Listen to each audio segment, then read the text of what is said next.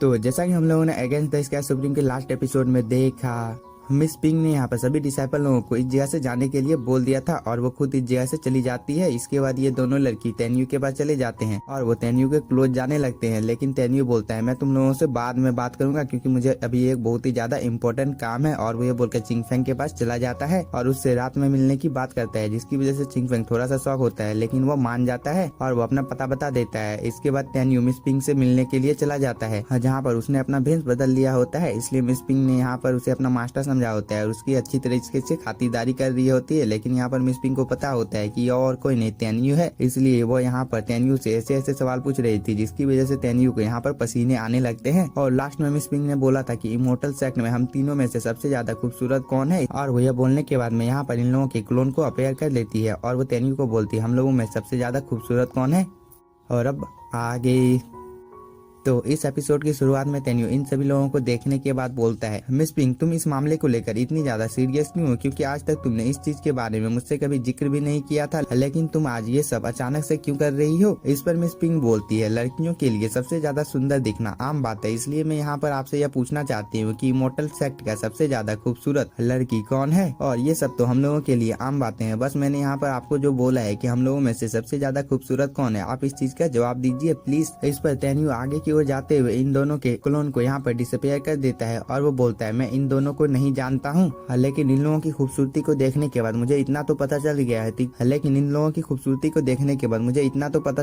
कि तुम तीनों में से कोई भी ज्यादा खूबसूरत नहीं है, बल्कि तुम सभी लोग एक दूसरे के बराबर हो। इस पर मिस पिंग यहाँ पर थोड़ी सी शॉक हो जाती है और वो तेन्यू को बोलती है ये आप यहाँ पर कैसी बातें कर रहे हैं, आपको यहाँ पर हम लोगों को नंबर देना होगा कि कौन सबसे ज्यादा खूबसूरत है। इस पर तेन्यू बोलता है तो बेशक तुम सबसे ज्यादा खूबसूरत हो। इस बात को सुनकर मिस पिंग थोड़ी सी खुश हो जाती है और वो अपने मास्टर को बोलती है बर्फबारी होने लगी है और ये दोनों इस चीज का आनंद लेने लगते हैं। इसके बाद हम लोगों को कुछ देर बाद का टाइम दिखाया जाता है, जहाँ पर तेन्यू मिस पिंग को बोल रहा होता है आज से 7 साल पहले जो तुमने डांस किया था क्या तुम उस डांस को अब कर सकती हो। और वो यह बोलकर यहाँ पर थोड़ा सा उदास हो जाता है। इस पर मिस पिंग बोलती है मास्टर आप यहाँ पर इतने ज्यादा उदास अचानक से क्यों हो गए। इस पर तेन्यू बोलता है जब भी मैं तुम्हारी डांस को देखता हूँ तब मुझे अपनी लवर की याद आ जाती है। इस बात को सुनकर यहाँ पर मिस पिंग बहुत ही ज्यादा शॉक हो जाती है और वो बोलती है फिर वो कहाँ पर है। इस पर तेन्यू को बहुत ही ज्यादा गुस्सा आ जाता है और वो हम लोगों को बताने लगता है कि आज से बहुत टाइम पहले मेरे दुश्मनों ने उसे मार दिया है। और वो ये बोलकर यहाँ पर बहुत ही ज्यादा उदास हो जाता है। इस बात को सुनकर यहाँ पर मिस पिंग भी थोड़ी सी शॉक हो जाती है और वो यहाँ पर मास्टर को दिलासा देते हुए बोलती है मास्टर आपको यहाँ पर चिंता करने की कोई भी जरूरत नहीं है, मैं आपके लिए इस जगह पर डांस करूंगी। इसके बाद हम लोगों को कुछ देर बाद का टाइम दिखाया जाता है, जहाँ पर मिस पिंग अपने मन में सोच रही थी वांगयू सिटी में टैंग युक्सेन सिर्फ एक मंगेतर है और शायद यहाँ पर मुझसे तेन्यू कुछ छुपा रहा है। और वो ये बोलकर इस जगह पर एक बहुत ही ज्यादा ब्यूटीफुल डांस करने लगती है और ऐसे ही मिस पिंग यहाँ पर कुछ देर तक डांस करती रहती है, लेकिन इस चीज को दूर से तेन्यू देख रहा होता है और वो अपने मन में सोचता है यहाँ पर मिस पिंग बिल्कुल मेरी लवर की तरह डांस कर रही है, लेकिन क्या ऐसा हो सकता है कि उसका पुनर्जन्म हुआ है, लेकिन इस चीज के बारे में मुझे अब तक पता कैसे नहीं चला है। तेन्यू यहाँ पर अपने मन में ये सब सोच ही रहा होता है, लेकिन तभी हम लोगों को मिस पिंग को दिखाया जाता है जो कि अभी भी इस जगह पर डांस कर रही होती है और वो बोलती है मास्टर आप अकेले हो गए हैं और आपका दिल टूट गया है, इसलिए मास्टर अब आपको दुखी होना नहीं चाहिए और पास्ट में जो कुछ भी हुआ है आप उसे भूल जाइए और अब अपनी जिंदगी को दोबारा से रीस्टार्ट कीजिए। और वो ये बोलकर यहाँ पर अपने डांस को खत्म कर देती है। इस चीज को देखकर तेन्यू यहाँ पर मिस पिंग के लिए ताली बजाने लगता है और वो बोलता है सच में तुम्हारा ये डांस बहुत ही ज्यादा खूबसूरत था। इस पर मिस पिंग तेन्यू को बोलती है मास्टर आप जब कभी भी उदास होंगे तब आप मेरे पास आ सकते हैं और आप अपनी प्रॉब्लम को मुझे बता सकते हैं। इस पर तेन्यू बोलता है क्या तुम्हारे पास वाइन है। इस पर मिस पिंग बोलती है फिलहाल के लिए तो मेरे पास यहाँ पर वाइन नहीं है, लेकिन सेकंड एल्डर के पास वाइन है, मैं उसे लेने के लिए जा रही हूँ। और वो ये बोलकर इस जगह से चली जाती है। इसके बाद हम लोगों को कुछ देर बाद का टाइम दिखाया जाता है, जहाँ पर तेन्यू सुनर को याद कर रहा होता है और वो इस जगह पर बहुत ही ज्यादा उदास हो जाता है, लेकिन तभी यहाँ पर मिस पिंग भी आ जाती है और वो तेन्यू को इस वाइन को देते हुए बोलती है सेकंड एल्डर ने मुझे बोला है कि यह वाइन बहुत ही ज्यादा अच्छी है क्योंकि इसे कई सालों से रखा गया होता है, जिसकी वजह से इसका स्वाद बहुत ही ज्यादा अच्छा हो गया है। और वो ये बोलकर तेन्यू के साथ यहाँ पर चेस करती है। इसके बाद तेन्यू यहाँ पर वाइन को पीने लगता है। इस चीज को देखकर मिस पिंग अपने मन में सोचती है कि मैं तेन्यू की वाइफ की तरह दिखती हूँ, शायद से इसीलिए तेन्यू मेरे पास आता है। और वो ये बोलकर यहाँ पर थोड़ा सा उदास हो जाती है और वो इस वाइन को ही यहाँ पर पीने लगती है, जिसे देखकर तेन्यू भी थोड़ा सा शॉक होता है और वो बोलता है यहाँ पर मिस पिंग की वाइन पीने का तरीका भी बिल्कुल मेरी वाइफ की तरह है, क्योंकि मुझे अच्छी तरीके से याद है कि जब हम दोनों वाइन को पिया करते थे तब जूनर इसी तरीके से वाइन को पिया करती थी। और वो ये बोलकर यहाँ पर थोड़ा सा खुश हो जाता है। तेन्यू अपने मन में ये सब सोच ही रहा होता है, लेकिन तभी मिस पिंग ने इस बोतल को खाली कर दिया होता है, जिसे देखकर तेन्यू भी थोड़ा सा शॉक होता है। लेकिन यह सीन यहीं पर कट होता है। हम लोगों को कुछ देर बाद रात का टाइम दिखाया जाता है जहाँ पर तेन्यू अभी भी शराब पी रहा होता है और मिस पिंक तो इसी जगह पर सो गई होती है। इस चीज को देखकर तेन्यू बोलता है, तुमने यहाँ पर आज अपनी मास्टर की बहुत ही ज्यादा मदद की है और इस चीज से मैं बहुत ही ज्यादा खुश हो गया हूँ, लेकिन तुमने अभी यहाँ पर बहुत ही ज्यादा पी लिया है, इसलिए तुम अपने कमरे में जाकर आराम करो। लेकिन यहाँ पर तेन्यू ने भी बहुत ही ज्यादा वाइन पी ली होती है, जिसकी वजह से वो मिस पिंक के ऊपर ही गिर जाता है और वो बोलता है, जूनर सच में मुझे तुम्हारी बहुत ही ज्यादा याद आती है।